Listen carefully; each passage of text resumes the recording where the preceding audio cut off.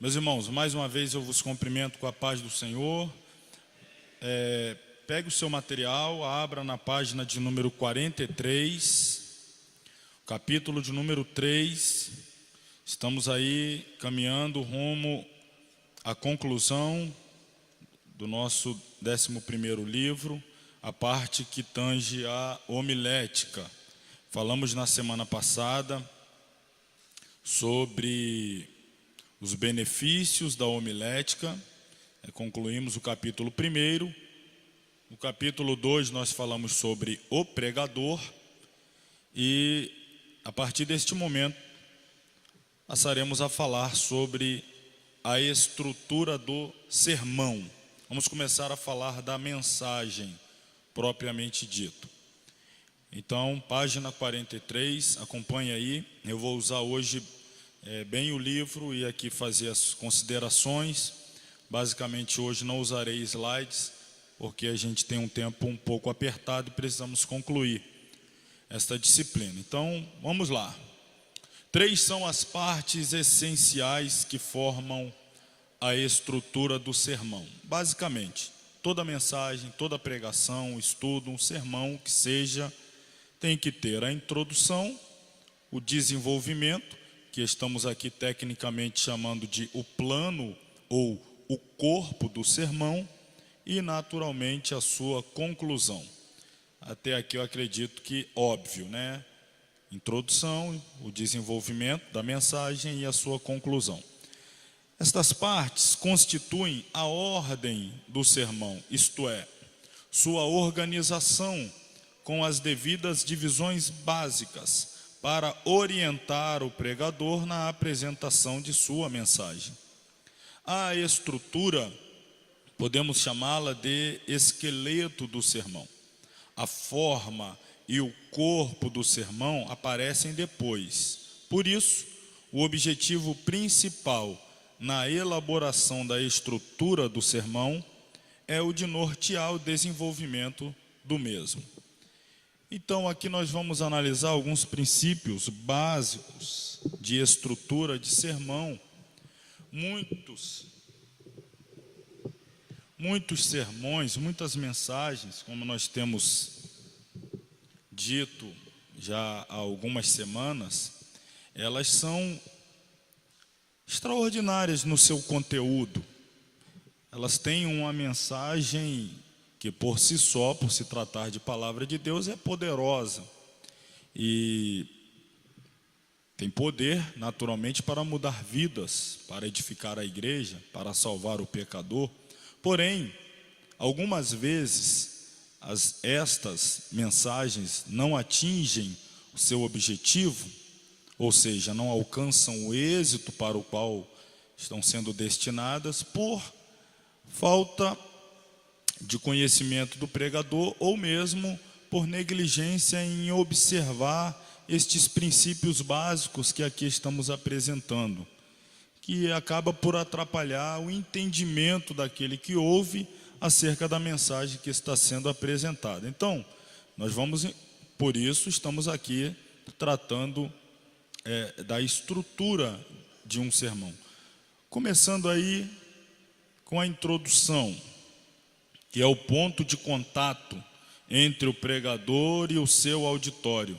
Tecnicamente, chamamos também a introdução de exórdio. Ele é a parte vital do sermão. Se o pregador não souber entrar no plano da mensagem, terá dificuldades para pregar. O pregador, através da introdução, apresenta a ideia única do seu sermão e não várias proposições, pois neste caso iriam confundir a mente do auditório e desviar sua atenção. Então, como fazer uma boa introdução? Segue alguns requisitos para uma boa introdução.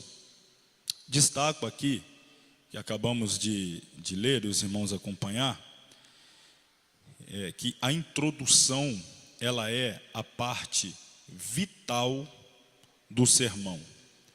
Ainda não é propriamente o sermão, ainda não é propriamente a mensagem. A introdução é apenas a preparação do caminho que é a mensagem. Porém, se o pregador for mal sucedido na introdução ou na apresentação do sermão, da mensagem, ele poderá colocar todo o sermão a perder. A introdução, como nós vamos ver aqui, ela é fundamental. Se a pessoa não souber começar, não souber fazer este ponto de contato com o público, dar o início à mensagem, ele poderá ter dificuldade na explanação da mensagem. Então, é muito importante nós atentarmos para estes subtópicos pertinentes à introdução. Primeiro, para termos uma boa introdução, ela precisa ser breve. Certo cristão disse de um pregador muito versado na Bíblia: ele é um grande conhecedor da Bíblia, mas em suas mensagens gasta tanto tempo pondo à mesa que eu acabo perdendo o apetite. Ele fez aqui uma analogia, Ele usou uma linguagem retórica para dizer que determinado pregador se estende tanto na introdução que ele acaba perdendo a vontade de ouvir o sermão, tira a atenção, tira aquele ímpeto, o entusiasmo pelo sermão, pelo fato da introdução ser muito delongada. Segundo, a introdução precisa ser apropriada. A introdução não é a saudação do pregador, mas a apresentação do assunto, com o qual deve ter pertinência. Seu objetivo é conduzir os ouvintes para dentro do sermão. Esta aqui é a segunda parte, da introdução. Terceiro, uma boa introdução, ela precisa ser interessante. O sermão, por melhor que seja, será mal sucedido se o pregador for infeliz na introdução. Os primeiros momentos do sermão são extremamente importantes. O pregador deve ter a segurança de atrair e também de manter a atenção dos ouvintes com alguma informação que lhes seja de interesse vital, e deste modo conduzi-los para dentro do sermão. Em quarto lugar, uma boa introdução precisa ser simples. A simplicidade deve nortear a oratória do pregador da palavra de Deus. Não inicie o sermão de forma arrogante. É claro que eu estou dizendo aqui não inicie, mas acrescentaria: também não desenvolva e nem conclua. Não use arrogância em momento algum. Não é pertinente ao servo de Deus. A introdução não deve prometer demais, porém, seja ela verdadeira e entusiasta. Na introdução, ou o pregador conquista ou perde a atenção do auditório. Diz um ditado: sermão bem começado é o quê? É meio caminho andado. Pode ter certeza disso. Não tenho uma vastíssima experiência, mas da experiência que eu tenho, eu posso lhe garantir com 100% de segurança. Se você não começar bem um sermão, você não vê a hora de terminar. É muito ruim. É muito ruim. Se você perde a atenção do seu público no começo, ou se você não consegue mostrar, transmitir interesse naquilo que você vai falar, é horrível, horripilante. O contrário também é verdadeiro. Se a introdução for boa e você conseguir cativar a atenção dos que te ouvem, demonstrar a cada qual que esteja ali acompanhando a sua mensagem que o sermão é interessante, é produtivo, é pertinente, é edificante, enfim, você, como diz aqui, você já tem aí meio caminho andado. Depois é só desenvolver e ter uma boa conclusão, e o resultado desejado naturalmente vai ser atingido. Bom, alguns detalhes aqui ainda a destacar do que deve ser evitado na introdução de um sermão. Primeiro, evite sensacionalismo. Segundo, evite piadas. Terceiro, evite falsa humildade. Em quarto lugar, evite jargões e expressões rotineiras. E finalmente, dentro aqui dos pontos apresentados, evite dogmatismo. Lembre-se, você nunca tem uma segunda chance de causar uma primeira impressão. Ok, isso aqui é a introdução do sermão. Eu vou citar aqui, de uma forma mais prática, para a gente entender, alguns exemplos, claro, sem citar fontes, sem citar nomes, não convém e também não nos interessa. Nos interessa é pegarmos os exemplos para nós percebermos os acertos e os erros no momento de introduzir um sermão. Um ponto que é muito criticado, ainda há muita dúvida, muitos iniciantes não sabem como fazer, pedem sugestão. É claro, não estamos aqui para neutralizar a personalidade de ninguém, não estamos aqui para dizer um beabá daquilo que deve ser seguido à risca. Estamos dando aqui alguns conceitos, apresentando aqui algumas formas que é de bom alvitre, que vai lhe ajudar, mas não queremos com isso anular a personalidade de absolutamente ninguém. Você precisa ser você mesmo, principalmente na hora de apresentar a palavra de Deus. Mas, voltando aqui ao que eu estava dizendo, um ponto que ainda é debatido, questionado, criticado, mal interpretado no que diz respeito à introdução, é aquela confusão entre a saudação e a apresentação. Não estou falando da saudação que alguém tem a oportunidade para dar uma saudação no meio do culto, não. Estou falando a palavra de saudação do próprio pregador. Antes da introdução, há uma saudação. Há um ponto de contato com o público, quem o ouve, com quem o convidou, com o pastor da igreja, com a liderança instituída, etc. Aquele momento de saudação. Todos nós já vimos os dois extremos. O pregador mal educado, que chega pregando e não cumprimenta ninguém, isso é um extremo horrível. E o outro extremo que passa meia hora cumprimentando todo mundo. Vira as costas, né? O pessoal corre o risco dele voltar e não ter mais ninguém. Ele vira para lá. São os extremos. Primeiro que não cumprimenta ninguém e já vai partindo logo para aquela conversa. O meu negócio aqui é com Deus, não tem nada a ver com quem está aqui. E aí já parte para a ignorância e tal, e tal, e tal. Isso é um extremo.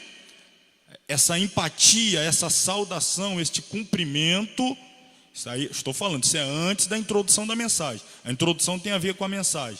Mas estamos falando de homilética, o pregador, ele pode ganhar ou perder o público ainda antes da introdução na saudação. Em alguns casos fazia até a sua própria apresentação. Tem uns que demoram muito tempo se apresentando, seus títulos, seus cursos, seus currículos, por onde passou, por onde deixou de ir e tal, que dá um ar também de pedância, de arrogância. Isso é ruim.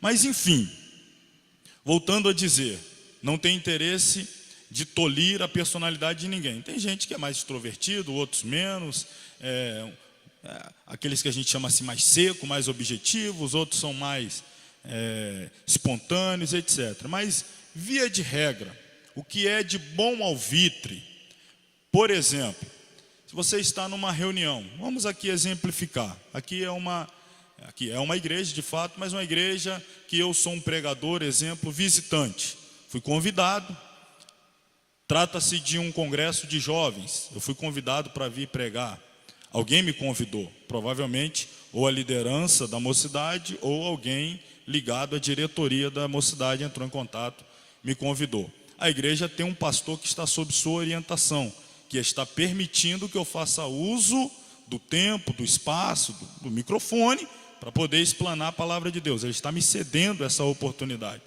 E é possível que na ocasião haja alguma autoridade eclesiástica ou até uma autoridade política, civil, que esteja presente, às vezes várias. E aí como é que a gente, volto a dizer, ser sucinto, ser de bom alvitre, não tomar muito tempo e também não deixar de cumprimentar. Um exemplo, se há aqui algumas pessoas que representam a convenção, presidente mais alguns diretores. Você cumprimenta o presidente, toda a mesa diretora que o acompanha. Quero cumprimentar aqui o presidente da nossa convenção e todos os diretores que estão com ele. Não precisa citar um por um. Aí depois você vai agradecer ao pastor da igreja a oportunidade. Está aqui o vice-presidente, o segundo vice-presidente, o secretário, o tesoureiro. Não precisa também citar todos. Quero agradecer ao presidente deste campo e junto com ele os obreiros que o ladeiam, ajudam. Que Deus abençoe a todos. Então você fala a pessoa que é o líder e a todos. Alguém te convidou? Foi a mocidade? Eu agradeço aqui o líder da mocidade o convite, toda a diretoria e a juventude que está sob a direção. Deus abençoe a todos. Ok, você cumprimentou cada liderança e estendendo aos demais, foi educado, não ficou aí 40 minutos apresentando, também não chegou, não sei quem é você, nem quero saber, não interessa. Não, obrigado pela oportunidade, Deus abençoe a você, a liderança, você, toda a liderança, você, todos os obreiros, que Deus continue abençoando. Aí você então vai começar a discorrer sobre a mensagem. Então vem a introdução do sermão. Você vai ler o texto, você vai pregar sobre ele, e aí depois então temos a introdução do texto. Eu coloquei aqui, precisa ser breve.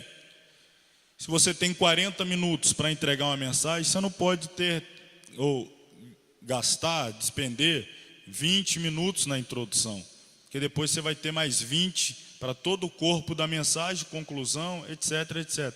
Você tem que saber dosar o tempo que você tem, então um tempo breve, para dedicar à introdução, que é fazer o povo entender sobre o que você vai falar, dar-lhes as informações preliminares. A introdução não é a mensagem.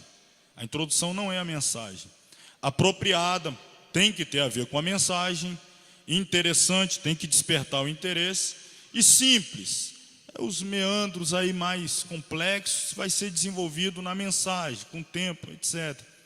Por exemplo, estava ouvindo outro dia um pregador, a gente estava aí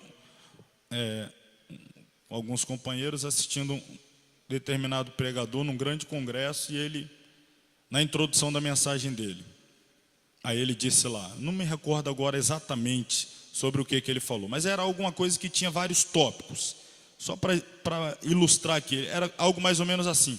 Hoje eu vou falar, está aqui, os pilares da igreja. Ele falou, hoje eu vou falar sobre os 4 pilares da igreja. Aí já, quais são os 4 pilares da igreja? Vamos dizer que não... Aí você, quais são os 4 pilares da igreja? Aí ele vai desenvolver na mensagem. Primeiro pilar, a oração. Aí oração isso, oração aquilo, oração. Segundo pilar, leitura sistemática da palavra. Aí a leitura para isso, para aquilo. Terceiro pilar, o jejum, a consagração. Enfim, um exemplo. Você tem que apresentar os pilares ao longo da mensagem. Só que esse pregador ele fez assim, estou dando exemplo. Hoje eu vou apresentar os 4 pilares. O pessoal ficou assim. Aí ele já disse na introdução, vou falar sobre isso. Aí o pessoal, é isso? Perdeu o povo, porque se ele segurasse para entregar depois, ele mantinha. É igual, por exemplo, tem uns que gostam, daquela coisa assim, mais até chamativa. Aí chega no culto e diz assim, meus irmãos, depois de ler o texto e tal, alguma coisa, ele diz, hoje nós vamos falar sobre 4 coisas que Deus não viu. Tem um pessoal que gosta desse tipo de tema, desse tipo de mensagem. 4 coisas que Deus nunca viu. Aí você, o povo, 4 coisas que Deus nunca viu? 4 coisas? Que coisas são essas? Rapaz, eu ia embora, mas eu quero saber, que 4 coisas são essas? Aí ele começa lá, primeira coisa, Deus nunca viu um Deus igual a ele. Aí você, isso aí? Mas vou esperar para ver qual é a segunda. Qual é a segunda? Ele te segura. Vou esperar para ver qual é a segunda. Deus nunca viu. Aí ele vai lá. Algo impossível que ele não possa tornar possível. Não é. Vamos ver qual é a terceira. Você segura. Mas se ele chegar aqui, eu vou falar as 4 coisas. Deus nunca viu isso. Você vai falar disso? Então vou embora. Você não pode falar na introdução. Você tem que deixar o povo. Eu vou falar sobre isso. eu vou falar na mensagem. Eu vou discorrer sobre, daqui a pouquinho, segura aí, a gente vai. Agora, se você na introdução, você entrega, não estou dizendo que são todos, mas alguns casos, o pregador perde aí, ele já fala tudo. Aí depois ele fica repetindo, que ele já falou na introdução, fica repetindo, fica cansativo. Então você segura, quando você diz que vai, naturalmente falar sobre algo, e as pessoas ficam, mas será o que ele vai falar? O que? É o que? Aí você vai entregando ao longo da mensagem. Evitar, coloquei aqui, evitar sensacionalismo. Tem gente que aí começa a mensagem. Diga para o seu irmão, pega o seu irmão que está, diga para ele, é hoje. Balança o outro aí, diga, hoje você vai ver o que você nunca viu, é hoje. Diga para ele, hoje vai ser o melhor culto do universo. Diga para o que está atrás agora. Aí você provoca aquela coisa toda, depois não é nada disso.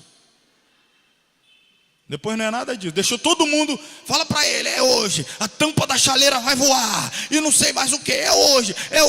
Aí você cria aquilo, daí a pouco, não é nada disso.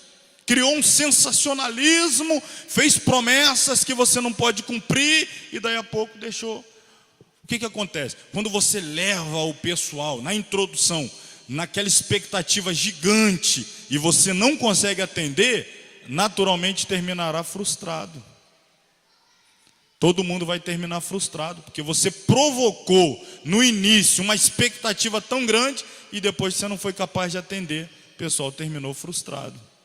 Aquela sensação, falou tanto no começo, achei que até parecia que ia sair mesmo alguma coisa.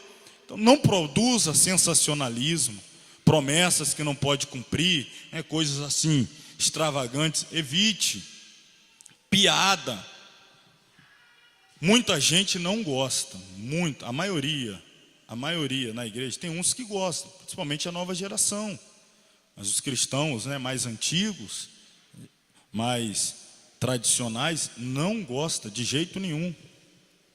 E tem uns que, aí eu estou dizendo, a pessoa faz isso logo na introdução, já era, você já fechou o coração da metade da igreja, com piada. E tem uns que vêm, não tem, aí já chega fazendo piada com o bigode do pastor, com a careca do vice-presidente, com a cor do sapato do outro, e não sei, aí faz aquele gracejo de todo mundo. Aí o pessoal já olha para ele assim, acabou. Piadinha daqui, dali, de lá e tal. Já colocou a mensagem. Eu volto a dizer, não estamos falando ainda da mensagem. A mensagem, ela é pura, ela é poderosa, é extraordinária. Mas por conta desses detalhes a pessoa põe a perder a mensagem. Faz com que os outros deixem de receber. Tranque o coração, não absorva, não seja alimentado. Por conta desses detalhes que cabe a nós nos lapidar, vigiar, para não colocarmos impedimento ao bom êxito da mensagem. Então evite piada, falsa humildade, aquelas que todo mundo já sabe, Ele conta um monte de vantagem e termina a frase, mas é pela misericórdia. E conta mais meia dúzia de vantagens, é pela misericórdia. E vai contando vantagem, é pela misericórdia. É falsa humildade, que todo mundo está percebendo, que ele está querendo contar vantagem demais, se mostrar demais, e aí fica dizendo, mas isso é pela misericórdia. O pessoal já sabe quando alguém está tratando ou se portando com falsa humildade. Jargões, expressões rotineiras, esse vocabulário aí gospel, cheio de gírias, evite. E dogmatismo. O que é dogmatismo para evitar? São aqueles pontos polêmicos em relação aos dogmas da igreja. Se você fizer isso na introdução, até na mensagem você pode falar. Você vai entrar, você vai tratar de um dogma. Por exemplo, você vai pregar sobre divórcio. Isso é um assunto ainda assim, que você tem que vir pela beirada, com calma, etc. Por aqui, por ali, pela Bíblia, A mais B e tal e tal. Se você já chega todo sistemático, dogmático na introdução. Olha, irmão, hoje aqui, o negócio vai ficar feio para os divorciados, hein? O negócio vai ficar feio para vocês, que a gente vai falar um negócio aqui hoje. Espera aí. Aí já, aquela coisa assim. No decorrer da mensagem, você pode, por exemplo, tocar em pontos que vai falar um a outro ali, Deus vai trabalhando. Mas se você for dogmático, aquela pessoa assim sisuda, no momento da introdução, mais uma vez, você vai encontrar corações embrutecidos e a mensagem, que é a semente, não entra, não frutifica. Então, devemos cuidar em evitar esses pontos aqui na introdução. Bom, vamos falar agora do plano, do sermão, do corpo, o desenvolvimento da mensagem. Na estrutura do sermão, o plano é a parte principal, é o sermão. Tem a ver com a ordem das divisões, constituída de pontos e subpontos. O plano envolve a organização do sermão, com suas divisões técnicas, que orientam o pregador na apresentação da mensagem. É, na verdade, o esqueleto. As ideias e pensamentos é que lhe dão corpo. Podemos defini-lo como uma associação de ideias que finalizam num só alvo. O esboço norteia o desenvolvimento do sermão. O sermão deve possuir ordem apropriada nas divisões. Um sermão desordenado é como um motim que tem movimento, mas não tem ordem. Pregar sem ordenar os pensamentos é levar os ouvintes a várias direções. Todo sermão precisa possuir uma ordem própria no seu plano. Os pontos e subpontos devem ter uma ordem lógica dentro do sermão. Cada ponto deve estar em harmonia com os demais no desdobramento do plano. Lembre-se de que cada divisão representa uma parte do sermão e não um novo sermão. Cada ponto, cada tópico é uma parte da mensagem, não é uma outra mensagem. Tem gente que prega 3 mensagens em uma mensagem. Os tópicos, as divisões, têm que ter relação, pertinência com a mensagem, com o sermão. As divisões devem obedecer à ordem ascendente, crescente. Isto significa que, quanto ao assunto, as divisões devem apresentá-lo de maneira evolutiva. Os pensamentos mais elementares, mais básicos, simples, devem conduzir o movimento do sermão de modo a ter aspecto crescente e não decrescente.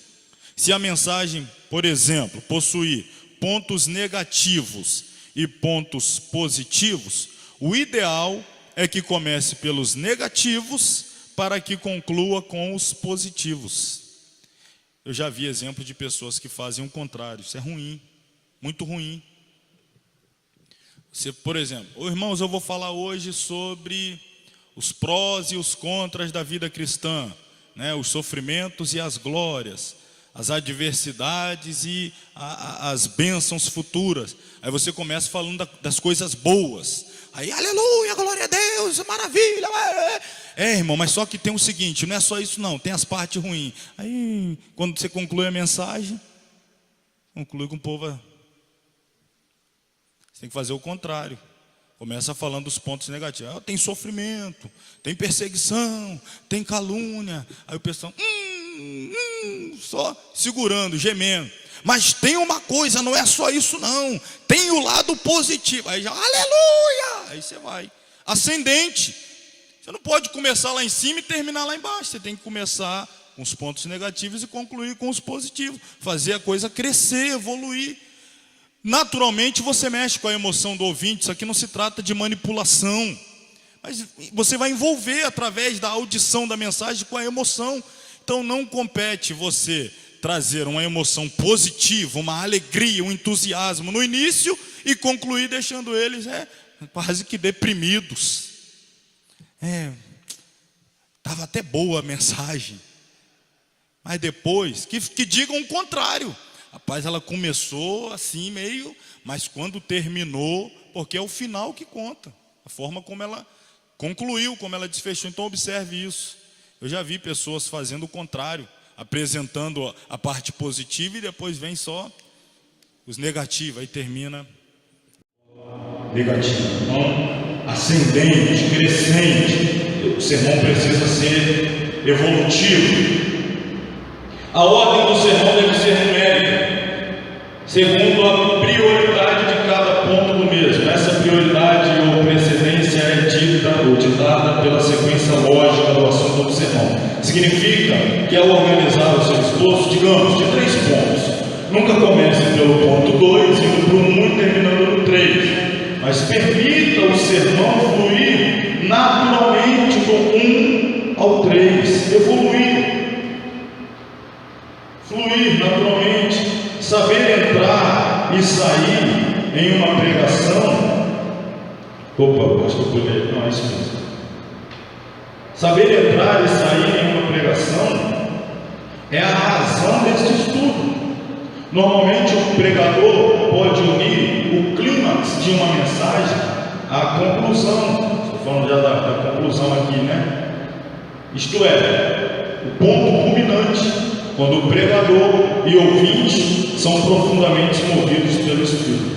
Este é outro ponto. Eu disse para vocês, o vital é o início. Você ganha ou perde, prende a atenção ou dispersa o público. Depois vai vir o desenvolvimento. Se você ganhou, o povo está com você, te ouvindo, se alimentando, caminhando com você nos seus pensamentos, acompanhando, né, o seu raciocínio, sua apresentação dos argumentos bíblicos. O povo está vindo com você. Mas a questão é, onde isso vai dar? Como isso vai terminar? A forma como vai concluir? Que você vai fechar esse pensamento. A conclusão, ela também é importante para, eu vou dizer assim, para que não se perca tudo aquilo que as pessoas foram receptivas durante a mensagem para absorver. A conclusão é para que você não permita que elas percam, mas que segure, leve com elas, guarde com elas e principalmente aplique, né, pratique aquilo que foi apresentado ao longo da mensagem. Então, a conclusão é o clímax. A conclusão é este ponto culminante, é este momento em que o pregador e o ouvinte estão profundamente movidos pelo Espírito Santo. Por que eu digo isso? Porque a mensagem já foi entregue. O Espírito Santo já convenceu do pecado, da justiça, do juízo. O Espírito Santo já edificou, já exortou, já consolou, etc.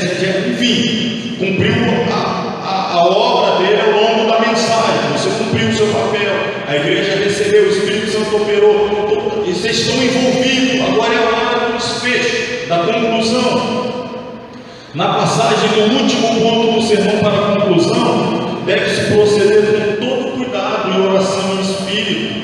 É aí que o pregador terá a oportunidade de fazer a aplicação final e definitiva. Grande parte do êxito da pregação depende de uma boa conclusão. O clímax de seu sermão deve ser alcançado na conclusão. Eu disse como começar, vou dar aqui algumas dicas também de como concluir. Como pode ser preparada uma boa conclusão? Da seguinte maneira: primeiro, recapitulando. Vamos dizer que o sermão, a introdução, e teve lá 3 pontos, 4 pontos, 2 pontos, 5 pontos, não sei. E a igreja veio com você, acompanhando cada ponto, desenvolvimento, veio se alimentando e tal, e tal. Ou seja, está envolvida no sermão. Agora você vai concluir, você pode recapitular. Só que um detalhe, hein? Isto implica repassar sucintamente os pontos principais do sermão. Porém, cuidado, recapitulação não significa pregar novamente todo o sermão. Vamos recapitular, aí prega tudo de novo. Não é pregar de novo, é você voltar tangenciando ali, tocando sucintamente cada ponto. Vamos aqui elaborar aqui um exemplo. Você vai falar sobre o poder da palavra de Deus. Você pega o texto e vai falar, a palavra de Deus tem poder e tal na introdução, porque ela não é de homem, ela é de Deus, etc. Sempre que a palavra de Deus ela é enviada, ela cumpre o propósito para tal, etc, tal. A palavra de Deus é poderosa, como nós podemos constatar, porque a palavra de Deus ela cura. Aí você vai falar, por exemplo, o servo lá do soldado estava enfermo, o soldado veio até Jesus, o oficial, e pediu que Jesus enviasse apenas uma palavra. Jesus disse: eu nunca vi tanta fé. E Jesus liberou a palavra, e a palavra curou, porque a palavra tem poder para curar. Ponto 1. Ponto 2, a palavra tem poder para libertar. Aí você vai lá para o endemoniado gadareno. Jesus chegou em Gadara e o endemoniado veio até ele. Jesus deu a ordem e os demônios saíram, entraram nos porcos, porque a palavra de Deus tem poder para libertar. Aí vai para o ponto 3, a palavra de Deus tem poder para ressuscitar. Aí Lázaro, não sei o que, vem para fora, e o morto ressuscitou, porque a palavra tem poder para ressuscitar. 3 pontos. Aí você vai para a conclusão. Então, irmãos, a palavra de Deus, ela tem poder, como nós dissemos, ela tem poder de cura, e nós já vimos, ela tem poder de libertar. Você não vai pregar tudo de novo, mas você vai recapitular. Você pregou sobre o poder da palavra, um sermão temático, poder da palavra, e você dividiu em 3 partes: poder para curar, poder para libertar, poder para ressuscitar. Na conclusão você recapitula cada um dos tópicos, lembra, tangencia brevemente cada um deles, e enfim, lança a rede. Quem está enfermo, vem à frente, a palavra tem poder para curar. Quem está oprimido, vem à frente, a palavra tem poder para libertar. Quem está morto, é agora, vem. Nem sabia que ia dar nisso, mas olha aí.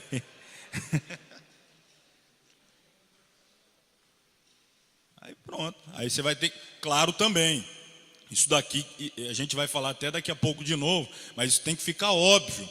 Eu preguei aqui o poder da palavra. A palavra cura, a palavra liberta, a palavra ressuscita. Aí no final eu pergunto: agora vem para frente quem quer ser batizado com o Espírito Santo. O apelo tem que ser pertinente ao que foi pregado. Não estou dizendo que isso não possa acontecer, mas geralmente você está ministrando, o coração das pessoas estão sendo ministrado num sentido, e depois você faz apelo de outra coisa. Ou você está no culto pregando sobre batismo com o Espírito Santo, Pentecoste, isso, aquilo, e agora para encerrar eu quero orar pelos enfermos. Você pregou o tempo todo sobre batismo, poder, fogo, glória, e vai orar pelos enfermos. Não que Jesus não vá curar, mas o pessoal abriu o coração para uma coisa que você ministrou, e na hora de jogar a rede, o apelo você faz outra.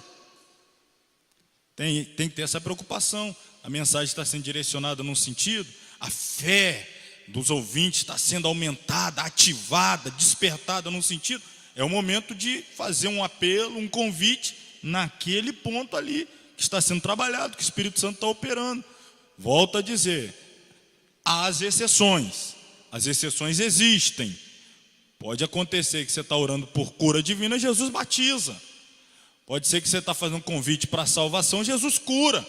Isso não é óbvio, todo mundo sabe que isso pode acontecer, ninguém está duvidando disso. Mas o pregador que está com uma mensagem, desenvolvendo uma mensagem, ele tem que entender que precisa haver coerência, pertinência entre o que ele está ministrando e o convite que ele vai fazer a quem está ouvindo. Então, recapitulando, narrando, é um episódio, né? Narrando um fato que possa servir de aplicação à mensagem pregada. Isto pode cativar o interesse do auditório e comovê-los a uma decisão. Terceiro, persuadindo.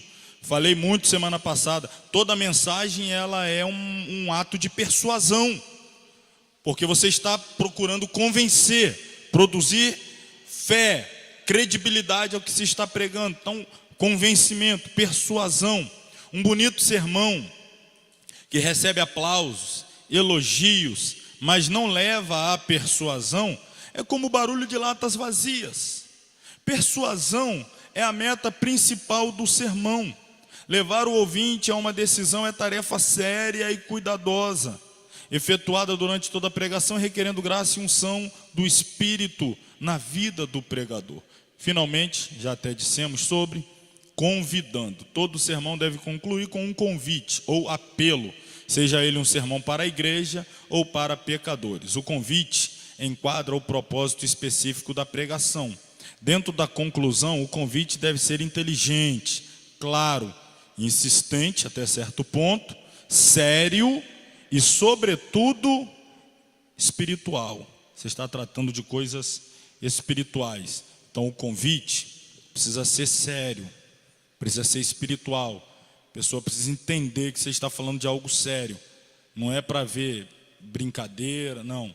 Agora nós vamos fazer o convite, volta aqui o exemplo. Você está pregando lá a mensagem sobre cura divina.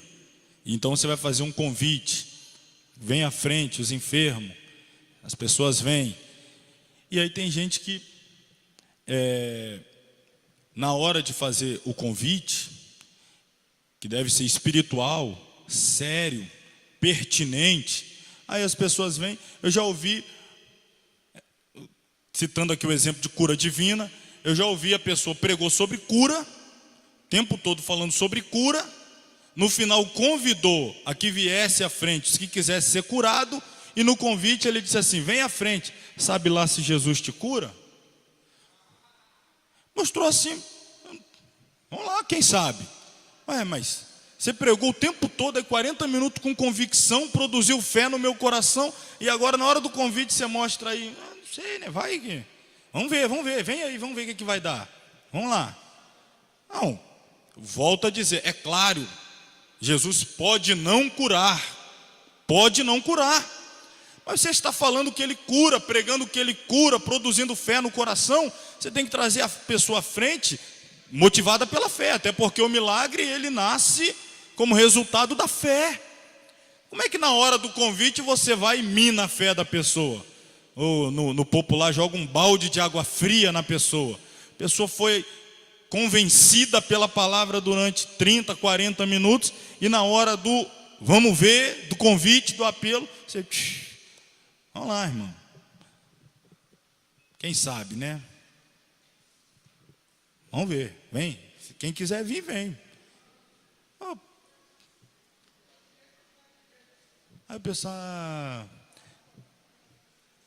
conta caso. Irmão, vem para frente para ser curado, tá? Eu tive pregando no outro dia em outro lugar, o irmão veio e tal, aí conta o caso. Ele voltou do mesmo jeito lá, mas enfim, aqui pode ser diferente hoje, né?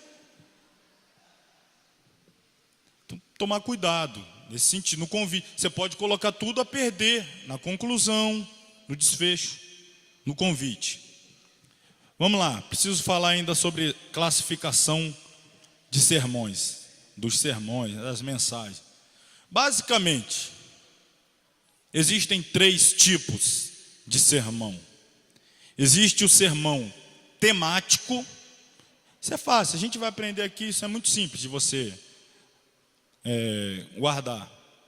Textual e o sermão expositivo. Basicamente, esses 3. O sermão temático, o sermão textual e o sermão expositivo. Estas 3 classificações abrangem vários tipos de sermões e podem ser usados nas mais diferentes ocasiões, conforme a necessidade, o lugar e as circunstâncias. Essas 3 classificações são apenas formas de conduzir um sermão, aproveitando-se as possibilidades da técnica e da inspiração recebidas. Os aspectos científicos e técnicos que a homilética oferece para a pregação de sermões são válidos, desde que não anulem a ação do Espírito Santo, tanto na preparação quanto na apresentação dos mesmos. Você veja, o tempo todo nós estamos dizendo e preocupados em afirmar que a homilética, ela não entra em choque com o agir do Espírito Santo. Não é nada disso. Nós, quando falamos da homilética, nós estamos falando de melhorar a performance humana, a minha parte, aquilo que eu posso melhorar, aquilo que eu posso me lapidar. Então tem a ver comigo, não tem a ver com impedir o agir, não. Tem a ver comigo. O que eu posso fazer para não atrapalhar a mensagem, o agir do Espírito, para ser bem recebido, para ter acesso aos corações. Qual é a minha parte? A homilética lida com a parte humana. É claro, nós iremos sempre depender do Espírito Santo. Estando homileticamente preparado ou não, dependemos do Espírito Santo. Estando extremamente preparado no que tange o vernáculo, a língua, as técnicas, saber introdução, desenvolvimento, conclusão, saber se o sermão é temático, se é textual, se é expositivo, dividir os tópicos, começar negativamente, concluir positivo. Sei de tudo isso, só não sou submisso ao Espírito Santo. É claro que isso daqui, em hipótese alguma, nós estamos cogitando isso. Estamos falando de estar preparados, porque quanto mais preparado o homem for, mais o Espírito Santo o usará. Simples assim. Espírito Santo, eu tenho essa pedra, eu te uso com essa pedra. Eu tenho duas, eu te uso com as duas. Eu tenho três, você tem mais ferramenta? Ele vai te usar com as ferramentas que você tem. Se tem pouca, ele vai te usar com pouca ferramenta. Tem muita? Ótimo. Mais ferramentas para que o Espírito Santo te use. Então, estamos aqui fornecendo as ferramentas. Ok. Vamos começar então a falar dos sermões temáticos. Jaelso, prepara aí, você vai pregar um sermão temático em breve, hein? O convite vai chegar lá. Eu profetizo. Sermão temático é aquele cujas divisões são tiradas do tema ou assunto, independente do texto. Esta espécie de sermão chama-se também sermão tópico ou sermão de assunto. Nos sermões temáticos, o texto pode fornecer a ideia ou pensamento da mensagem desejada. Tecnicamente, o sermão temático desenvolve a verdade do que gira em torno do tema ou assunto. Algumas pessoas aqui na igreja, graças a Deus, aprenderam. E outras igrejas precisam aprender. Eu vou lhe dizer uma coisa que é simples, mas a maioria não pratica isso. Só a título de exemplo. Eu estou aqui com o cartaz, está aqui no slide da conferência. Qual o tema da conferência? Está aqui, ó. Consegue ler aí? Qual o tema? Qual o texto? Tema é uma coisa, texto é outra. Tema é uma coisa, o texto é outra. A maioria coloca tema, aí põe o texto. Isso não é tema, é texto. Uma coisa é tema, outra coisa é texto. O tema é tirado do texto, mas o tema não é o texto. Muitos ainda não usam isso, não entendem essa diferença. Tema, aí o Senhor é meu pastor e nada me faltará. Não, irmão, isso é o texto. Qual é o tema? Qual é o tema? Não, é o Senhor meu pastor. Não, isso é o texto, eu quero saber o tema. É diferente. Aqui temos um tema. O tema está baseado no texto, mas o tema não é o texto, como a gente vai ver. Isso aqui é um exemplo, está aqui, mas tem muitos outros. Tema, você pega um texto e extrai o tema. Eu estou com um tema, vou pregar no congresso, tem um tema, salvação aos povos, texto, Atos 1:8, e diz lá, receberei poder para pregar em Jerusalém, Judeia, Samaria até os confins da terra. Tem um texto, mas o tema é salvação aos povos. Eu posso pregar em qualquer texto que eu quiser, desde que eu não saia do tema, falar de salvação aos povos. Anunciar entre as nações a sua glória, entre todos os povos a sua maravilha. Eu leio esse texto, mas olha só, anunciar entre as nações a sua glória, entre todos os povos as suas maravilhas. Peguei outro texto, mas saí do tema? Estou no tema. Aí o outro lá pega outro texto lá de Apocalipse, e viram-se gente de todos os povos, tribos, línguas e nações diante do Cordeiro adorando. Aí ele pega esse texto, mas ele vai falar dentro do tema, os povos, salvação aos povos. Então quando você dá um texto, ao invés do tema, aí a pessoa fica ali, 5 dias de festa, 8 dias de festa, 28 dias de festa, aquele texto. Todo mundo vem falar o mesmo texto. Agora quando você dá o tema, a pessoa pega um texto aqui, outro texto ali, outro texto ali, mas no final está todo mundo falando a mesma coisa, o tema. Um sermão temático é isso aí, ó. A gente vai continuar aqui, ó. As vantagens oferecidas por esse tipo de sermão são várias. Aqui o pregador poderá exercer sua capacidade analítica e imaginativa na busca de temas para seus sermões. Quando o pregador é criativo e versátil, tem mais facilidades de encontrar inspiração para sermões temáticos. Eis algumas das vantagens oferecidas pelos sermões temáticos. Primeiro, facilita a divisão do sermão. A gente vai falar daqui a pouco os exemplos, a gente vai citar isso aqui. Segundo, dá maior unidade ao sermão. Terceiro, oferece maior campo de ação para desenvolver o tema. E em quarto lugar, ele adestra a mente do pregador na análise lógica. Vejamos um exemplo de sermão temático, apresentando apenas os pontos principais de sua divisão. Você notará que a divisão é feita conforme o tema, independente do texto escolhido para nortear o sermão. Está aí, ó. Tema: o Evangelho da Salvação. Texto, olha aí, texto é diferente do tema. Tema: o Evangelho da Salvação. Texto: Romanos 1:16. Está lá, porque eu não me envergonho do Evangelho, pois é poder de Deus para a salvação. Esse é o texto. Aí o tema: o Evangelho da Salvação. O texto diz: eu não me envergonho do Evangelho, pois é poder de Deus para a salvação. Aí eu vou lá pregar. Irmão, eu quero pregar nessa noite baseado, não é no texto, é no tema: o Evangelho da Salvação.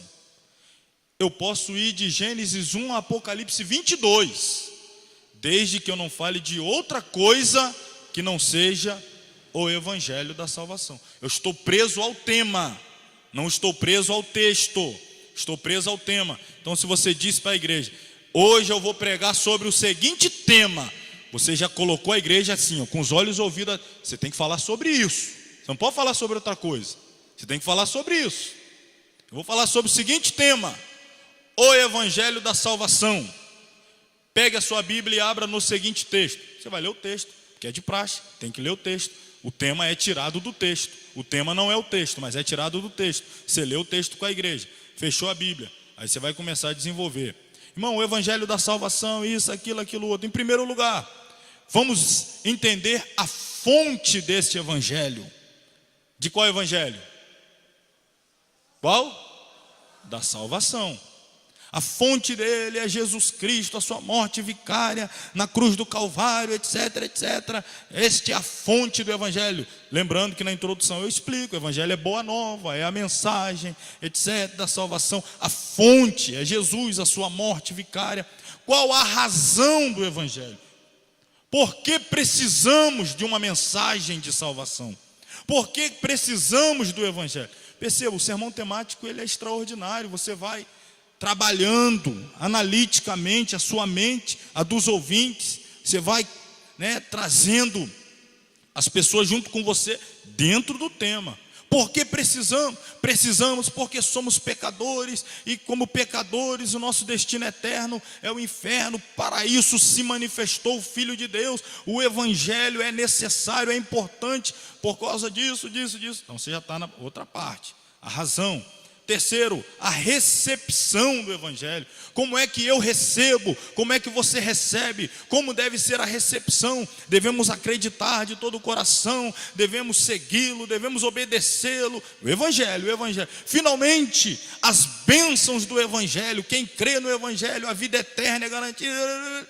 Enfim, fiquei aqui 40 minutos, 1 hora, 2 horas falando de um assunto: o Evangelho da Salvação. O Evangelho da Salvação. Então isso é um sermão temático. Você tem um tema, e aí você está livre. Na Bíblia, nos textos bíblicos, mas você não pode fugir do quê? Do tema, porque o sermão é temático. Por isso que as festas, os congressos precisam ter tema. Precisa ter tema. Ó, irmãos, o tema é avivamento. Aí você pega o texto, Atos 2. O pregador não precisa pregar em Atos 2, mas ele tem que pregar sobre o quê? Avivamento. Aí lê outro texto, outro lê outro texto, outro lê o gênero, mas vai falar no tema. A gente quer ouvir sobre avivamento, a gente quer ouvir sobre arrependimento. O tema é arrependei-vos. Aí você pega o texto, arrependei-vos e crede no Evangelho, mas o tema é arrependei-vos. Nós precisamos ouvir sobre arrependimento. Aí está livre para pegar outros textos, mas tem que falar no tema. Então, se você é líder de igreja, de departamento e tal, fica a dica aí, dê tema, não texto, tema. Isso é importante, muito importante. E ajuda muito a vida do pregador e também abençoa a igreja quando tem um tema. Bom, vamos voltar para cá. Os pontos principais devem sempre ser colocados em ordem ascendente ou crescente. Talvez vocês nem perceberam isso aí, ó. Nem perceberam. Mas essas 4 divisões, elas foram ascendentes. O tema é o Evangelho da Salvação. Eu falei primeiro da fonte, origem. Depois a razão, como receber, qual o resultado. Imagine se eu fizesse o contrário, invertesse essa ordem. O Evangelho da Salvação. Quero começar falando sobre a bênção. Quem crê no Evangelho vai para o céu, glória, e é bem-aventurado, a eternidade. Mas tem uma coisa, você sabe qual é a origem? Aí você volta lá para trás, a origem é Jesus. Você já saiu lá do futuro, da bênção futuro, e volta para a origem. E tem mais, aí você sai da origem, já fala o para quê, depois do para quê você traz para... Não pode sair dessa ordem, tem que ter a ordem ascendente, onde começa, para quê, por quê, e o resultado ascendente. Olha aí, ó. Podemos chamar estes pontos principais de degraus de uma escada em que o pregador vai subindo um após o outro. Cada ponto deve corresponder ao outro. Isto é, cada ponto deve ter uma estreita relação com o tema e o propósito do sermão. Ainda que sejam distintos os pontos um do outro, devem relacionar-se entre si com o tema e o propósito do sermão. O ponto 1 pode não ter a ver com o ponto 2, mas tem que ter a ver com o tema. O ponto 3 pode não ter a ver com o ponto 1 e o 2, mas tem que ter a ver com o tema. Tem essa relação. Eis a seguir 2 exemplos. Primeiro exemplo, um exemplo errado. Mesmo tema. O poder do Evangelho. É lá o Evangelho da Salvação, aqui o poder do Evangelho. Texto. Romanos 1,16. Não me envergonho do Evangelho, porque ele é o quê? Poder de Deus. O Evangelho é poder. Então eu vou pregar aqui sobre o poder do Evangelho. Primeiro, o Evangelho liberta. Maravilha. Segundo, a cura do cego Bartimeu. Terceiro, o batismo com o Espírito Santo. Aí, o tema é o poder do Evangelho. Aí eu comecei a falar sobre o Evangelho é poder para libertar. Tudo bem que o Evangelho tem poder para curar e para batizar. Mas aí você sai do tema e começa a contar um texto, uma história do Bartimeu. Depois você conta outra história, batismo com o Espírito Santo. E esqueceu o tema. Perdeu a relação, a pertinência com o tema. Isso é errado. Podemos notar que há divergência entre os pontos principais. Que relação encontramos nos pontos principais da divisão citada? Nenhuma.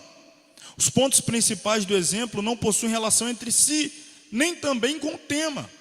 Exemplo correto. O poder do Evangelho. Romanos 1,16 é o texto. Divisão. O Evangelho liberta. O Evangelho transforma. O Evangelho cura. Este é o correto sermão temático. O poder para libertar, poder para transformar, poder para curar. Neste segundo exemplo, as divisões se relacionam devidamente entre si e também com o tema proposto.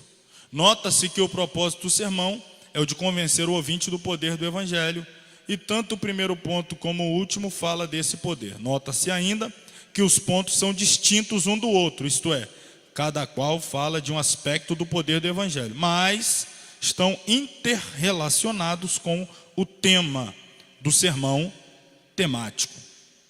Segundo tipo de sermão, sermões textuais.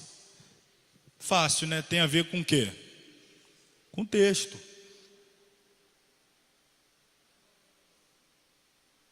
Isso é óbvio. Se no sermão temático o pregador está necessariamente, obrigatoriamente preso ao tema, no textual ele está preso ao quê? Ao texto. Ao texto. Então, o texto que ele lê, ele tem que pregar no texto. Ele não pode sair do texto. Não pode ler um texto e pregar outro se o sermão é textual. Se o sermão é temático, pode. Ele pode sair do texto, não pode sair do tema. Se o sermão é textual, ele não pode sair do texto. Sermão textual é aquele que se baseia obrigatoriamente no texto bíblico. A sua divisão é tirada do texto. As palavras da passagem bíblica escolhida podem fornecer a divisão. O sermão textual pode ser desenvolvido sob 3 formas de divisões: a divisão textual natural, a divisão textual analítica e a divisão textual sintética. Vamos ver cada uma delas aqui. A divisão textual natural é feita conforme a ideia do sermão, fornecida pelo texto. A distinção das ideias está no texto e apenas deve ser posta em destaque. Esse tipo de divisão textual permite ao pregador usar as palavras do texto como estão. É um tipo que segue uma ordem lógica, evitando que o pregador se preocupe mais do que o necessário. Pode ter mais de uma palavra, ou pode ter apenas uma. Modelo de divisão textual natural. 1 Coríntios 13:13.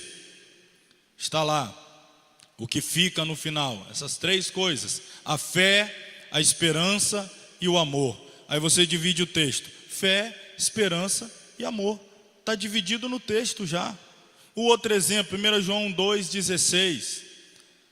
Concupiscência da carne, concupiscência dos olhos, soberba da vida. Já está no texto, a divisão está aí.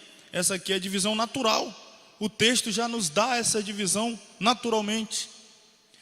Segundo tipo de divisão, textual, claro, é a divisão textual analítica.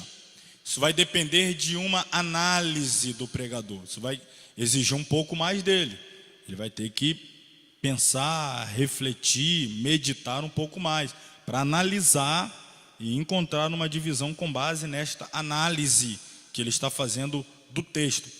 Neste tipo de divisão, o pregador preocupa-se essencialmente em achar a ideia central do texto.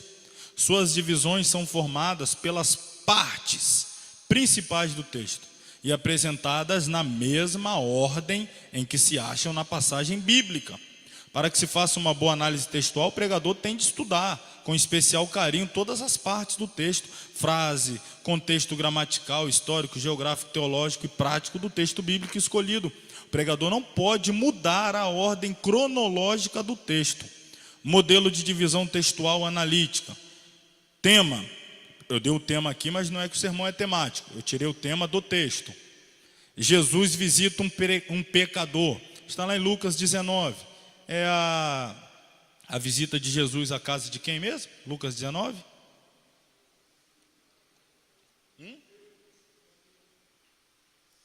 Zaqueu.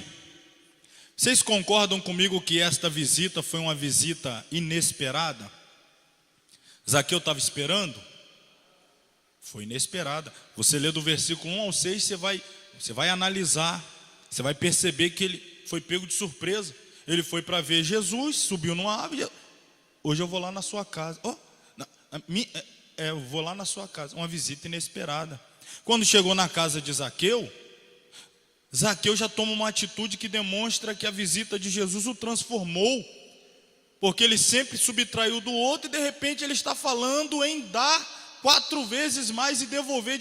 Foi transformado, a visita foi transformadora. Está no versículo 8. Finalmente Jesus vai falar de salvação. A salvação chegou, então a visita foi salvadora. Está lá no texto essa divisão. Você vai analisar e perceber. E olha a ordem, a sequência: inesperada, transformadora, salvadora. Está seguindo a ordem do texto.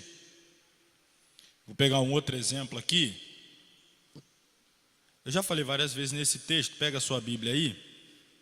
A gente está com um pouquinho de tempo aqui até o intervalo. Mateus capítulo 3, versículo 13.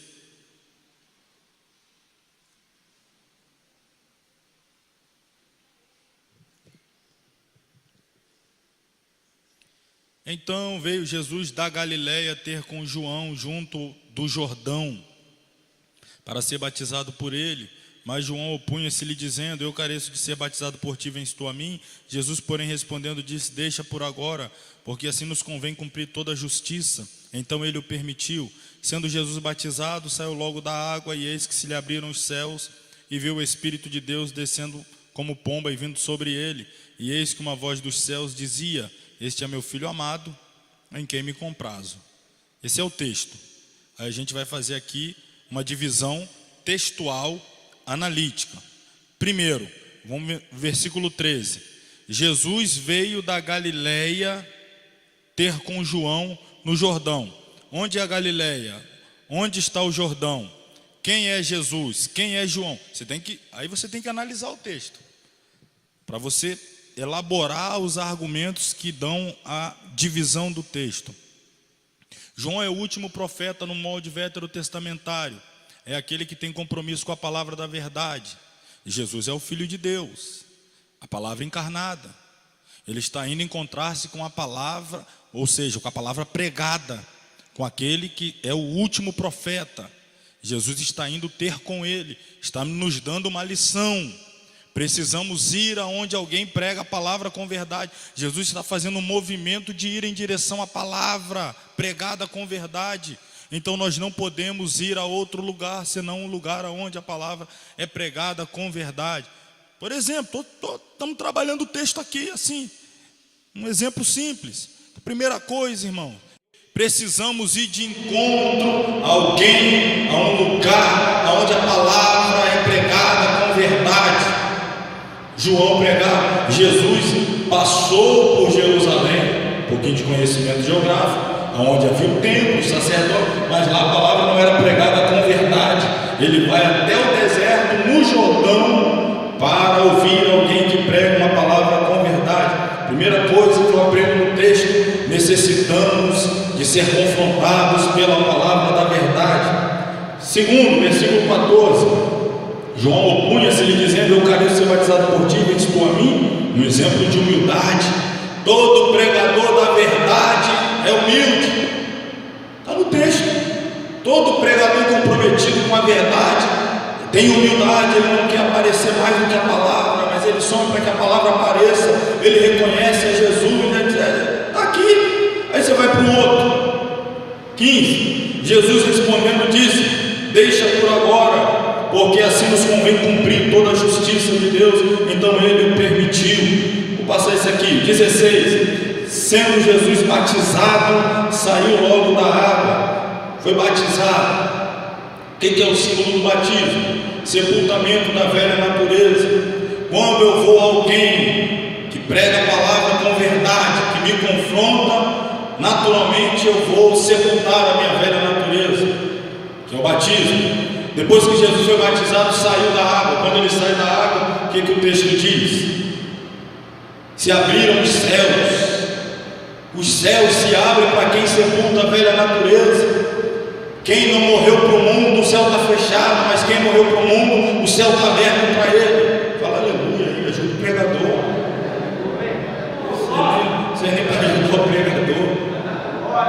O céu está aberto sobre a vida daquele que matou a velha natureza. E por que matou a velha natureza? Porque ouviu a palavra da verdade. Quem ouve a palavra da verdade mata a velha natureza. Quem mata a velha natureza, o céu se abre. Aí a gente vai para o próximo. O céu se abriu e viu o Espírito de Deus descendo como pomba e vindo sobre ele. O Espírito vem sobre quem tem céu aberto. Só tem céu aberto quem mata a velha natureza. Só mata a velha natureza que ouve a palavra da verdade. Olha o texto. Você vai desenrolando um ponto atrás do outro. Depois que o Espírito veio sobre a cabeça, dirigiu Jesus, uma voz do céu disse: este é meu filho amado em quem me comprazo. Deus só tem prazer na vida daquele que o Espírito está sobre ele. O Espírito só está sobre aquele que matou a velha natureza. A velha natureza só morre quando a gente é confrontado pela palavra. Onde você viu isso, Márcio? No texto. Está no texto. Você tem que ficar preso ao texto. Está aí. Só que, analise, você tem que analisar. O que isso significa? Essa frase, isso daqui, tem algum significado alegórico, simbólico? Literalmente, o que isso implica? Como é que eu posso aplicar? O que nós aprendemos com isso? O texto. Você vê que eu não saí do texto. Isso é um sermão textual, com suas divisões analíticas. A gente vai fazendo uma análise. Agora não force barra não. Falar que o texto está dizendo que não está. O texto está dizendo, não está dizendo, não está dizendo. Finalmente, divisão textual sintética. É uma síntese, é um resumo. Primeiro passo para elaborar essa divisão é conhecer o sentido da palavra sintética, que vem de síntese, que comumente significa resumo. Para elaborar esta divisão, deve-se tomar o texto escolhido e resumir as suas partes principais. Aqui o pregador tem direito de organizar seu esboço sem preocupar-se com a ordem das partes do texto, podendo inclusive alterar a cronologia ordinária do texto e dar apenas uma ordem lógica, conforme o assunto que pretende apresentar. Tanto a ordem das partes do texto quanto o tema podem ser alterados pelo pregador como melhor lhe convier. As divisões textuais, natural e analítica não podem ser alteradas em sua ordem. Todavia, a divisão textual sintética, que é um resumo, pode ser modificada, pois se preocupa essencialmente com o assunto do texto, que está sendo resumido. Exemplo: o bom pastor. João 10, versículo 10 ao 14. Aí dentro do texto, o texto vai falar do ladrão, vai falar do lobo, vai falar do mercenário, vai falar do bom pastor. Dentro do texto, como ele está fazendo um resumo de cada um dos personagens citados no texto, ele pode inverter a ordem em que os personagens aparecem no texto. Ele está fazendo um resumo sintético. Ele vai apresentar cada um: o mercenário, o ladrão, o lobo, e sempre deixa por último a parte boa, hein? Começar pelo bom pastor e terminar no lobo, não. Irmão, Jesus é bom pastor, mas cuidado com o lobo, e o mercenário, e o ladrão. Agradeço a oportunidade em nome de Jesus. Aí termina assim. Começa lá, o mercenário, o ladrão, o lobo, mas tem um bom pastor. Vai terminar com o bom pastor. Sempre assim. Finalmente, a gente conclui essa parte de divisão. Os mais difíceis e por este motivo os menos pregados, aqueles que temos sido mais carentes, são os sermões expositivos. Esse aqui é o mais complexo. O modelo de pregação expositiva tem sido pouco cultivado na atualidade, porque é o método que mais exige da parte do pregador. O sermão expositivo tem por função, claro, o texto bíblico, expondo o conteúdo exegético que o texto encerra. Ele se ocupa da interpretação literal ou figurada da passagem bíblica selecionada para ser explanada. O sermão expositivo é essencialmente bíblico. Sua divisão é feita de forma lógica e cronológica, para que o ouvinte acompanhe com clareza o raciocínio do pregador. A preocupação primordial que o pregador deve ter na elaboração do sermão expositivo é a de explanar o texto, isto é, dizer exatamente aquilo que o texto diz. Abaixo alguns conselhos úteis para esta árdua tarefa. Primeiro, não fuja do texto, fique nele, explique-o. Segundo, não seja mero teórico, seja prático na aplicação da passagem. Terceiro, estude bem o texto. Cada palavra, cada frase, não seja superficial. Quarto, evite a monotonia, escolha textos que contenham certo dinamismo. Quinto, cultive a leitura sistemática da Bíblia em oração. Isso aqui para todos os pregadores de todos os tipos de sermões, mas o expositivo exige muito, muito mais. Vejamos um tipo de sermão expositivo tomando todo um capítulo, que demos-lhe um tema que corresponde ao assunto do capítulo. Cristo, o Senhor dos Senhores, é o tema. Texto, Colossenses capítulo 1. Aí lemos todo o texto. Eu dei um tema. Outro detalhe, irmãos, eu acho que eu já falei, mas repito: não é porque eu dei um tema que o sermão é temático. Você pode dar um tema que é extraído do texto e você vai ficar no texto. O tema, que naturalmente, quando o sermão é textual, o tema ele precisa encerrar ou resumir o que o texto está dizendo. O que o texto está dizendo. Então, o capítulo de Colossenses fala do senhorio de Cristo. Eu dei um tema: ele é o Senhor dos Senhores. Mas eu vou falar no texto, eu começo lá. Saudação inicial de Paulo, versículo 1 e 2. Eu vou falar um pouco sobre Paulo, a sua saudação, por que ele costumava saudar. Sermão expositivo, você entra nos detalhes.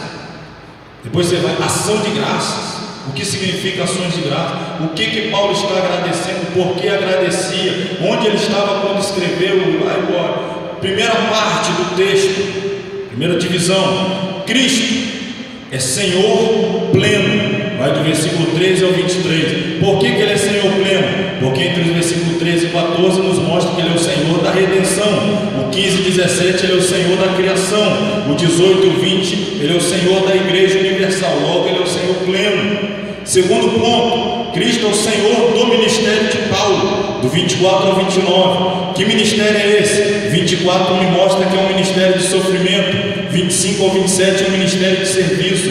28 um ministério pastoral. 29 um ministério de responsabilidade. Conclusão: Cristo conquistou o senhorio sobre todas as coisas na sua vitória no Calvário. Olha aí, esboço, introdução, a conclusão, o desenvolvimento dos detalhes, pontinho por pontinho, tópico por tópico, subtópico, e você vinha explicando cada parte, sem sair do texto, cativando os ouvintes. Olha, é o mais difícil.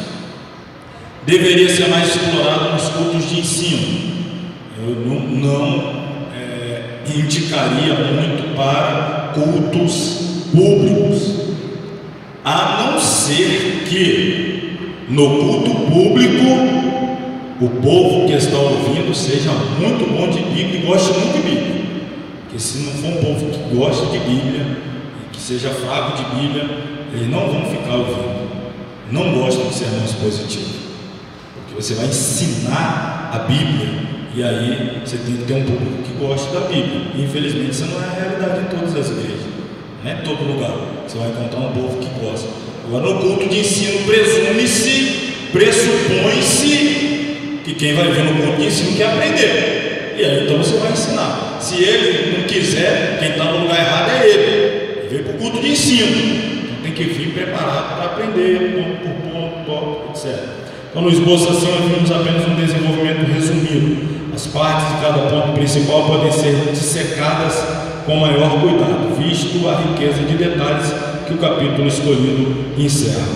Pois bem, então 10 para as 9, vamos para o nosso intervalo, 10 minutinhos, eu volto falando dos capítulos 5 e 6, que são muito breves, e a gente conclui, além de termos aí o sorteio hoje do nosso livraço. Vamos lá.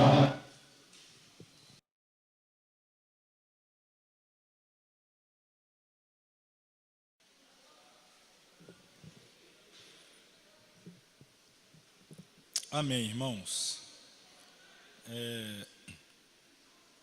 Vamos aí à página 54, penúltimo capítulo, de número 5. A gente falou aqui das divisões, das classificações, melhor dizendo, de sermões. Temos o sermão textual, temos o sermão temático e temos o sermão expositivo. Dissemos que o sermão, ele respeita a ordem natural de introdução, desenvolvimento, que é o corpo do sermão, ou o sermão, e a conclusão. Agora, dentro do sermão, não a introdução e nem a conclusão, mas o próprio desenvolver, o corpo do sermão, muitos sermões, a maioria, precisa respeitar a divisão, pontos, tópicos, que seja o textual, que seja o temático, que seja o expositivo, tem as divisões. A gente viu aqui, divisão de um sermão textual, de um sermão temático, as divisões dos tópicos, os pontos da mensagem. Então vamos falar um pouquinho sobre essa divisão, os tópicos, a divisão em partes do sermão. A arte de dividir um sermão em partes principais requer muito cuidado da parte do pregador, para que o pregador chegue a uma conclusão feliz em seu sermão. ele deverá organizá-lo e dividi-lo corretamente. A preocupação principal do pregador deve ser conduzir seu auditório pelos caminhos indicados nas divisões do seu sermão. Qualquer desvio desses caminhos, divisões, criará dificuldades para o auditório acompanhar o sermão até o final. Dividir homileticamente um sermão não significa mecanizar a palavra de Deus. O objetivo principal das divisões é ajudar a memória do pregador na apresentação dos pensamentos estudados e inspirados pelo Espírito Santo. A revelação divina aparece na Bíblia de maneira organizada. A organização de um sermão não anula nem limita a atuação do Espírito Santo. Pelo contrário, se o pregador busca inspiração na palavra de Deus, é o Espírito Santo mesmo quem o ajuda na elaboração do sermão. Temos de colocar nossas mentes à disposição dele, para que jorre através do pregador a fonte da mensagem divina. Princípios da divisão do sermão. Existem 4 princípios fundamentais que devem nortear a mente do pregador ao apresentar um sermão, seja qual for a classificação, temático, textual, expositivo, independente. Então, os princípios fundamentais são a uniformidade, a harmonia, a transição, finalmente a pertinência. Eu falei muito essa palavra aqui, pertinência. Vejamos como cada um desses princípios funciona na prática, dentro da preparação, bem como na exposição de um sermão. Primeiro, a uniformidade é a adequada relação entre as divisões principais. As divisões são necessárias para dar uniformidade ao sermão. Um sermão tem de ser uniforme, isto é, invariável nas suas divisões. Cada divisão do esboço deve ter relação uniforme com a outra. Se o sermão for temático, suas divisões deverão ser desenvolvidas de acordo com essa forma, ou seja, tem que ser de acordo com o tema. Se for textual, a uniformidade das divisões está no próprio texto. Os pontos principais devem ter a mesma classe de relação com o tema e o texto. Divisões desconexas mutilam a uniformidade do sermão. O segundo princípio fundamental, a harmonia. A harmonia das divisões de um sermão prende-se ao fato de que seus pontos principais, ainda que distintos um dos outros, se relacionam devidamente. A harmonia nas divisões do sermão deriva da arte de formar e dispor os pensamentos principais ordenadamente. Ainda mais, a harmonia nesse sentido significa a concórdia que deve existir entre as divisões principais do sermão. Por exemplo, que harmonia pode haver na seguinte divisão? Tema: a cura do leproso. Primeira parte, ou primeira divisão, Jesus morreu na cruz. Segunda divisão, o leproso ficou curado. Terceira divisão, Jesus é o bom pastor. Quem já ouviu uma mensagem desse tipo? Assim, que não tem nada a ver uma parte com a outra, né? Nem com o tema, nem com o texto, nem com nada. Aí o pregador ainda fala no final: eu não sei nem porque que eu estou falando isso aqui. Aí você está aí no banco: então somos dois. Eu também não sei. Ele sai para um caminho assim, ó, que ele se perde lá, e aí ele: irmão, eu nem sei por que eu estou falando isso aqui, eu nem sei. Mas vamos voltar, para onde?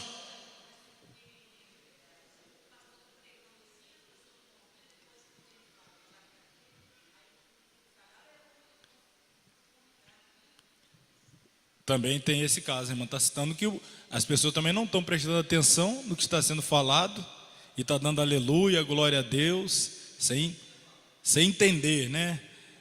É aquele que diz: eu vim para adorar, não quero nem saber. Também não é por aí. Também não é bem por aí. Mas enfim, existe uma coisa que acontece nos sermões, que é o chamado, acontece no texto, na escrita, tá? A palavra falada, a palavra escrita, elas têm uma relação. Acontece quando você está escrevendo um texto, um artigo, um livro, que é o parêntese.